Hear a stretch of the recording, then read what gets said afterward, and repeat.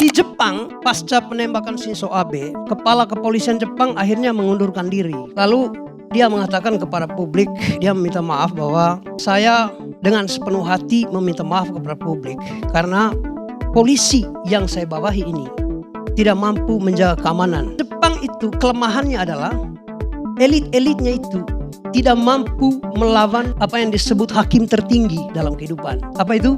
Suara hati. Itu yang kita nggak punya. Di Indonesia hebatnya adalah kita punya elit-elit yang mampu menerabas hakim tertinggi itu. Kalau presiden membuat tim reformasi Polri, seharusnya Kapolri membuat tim otokritik Polri itu. Itu publik pasti mengharapkan itu. Karena itu saya percaya pada satu pepatah. Pepatah itu kurang lebih bilang begini, ikan busuk dimulai dari kepala.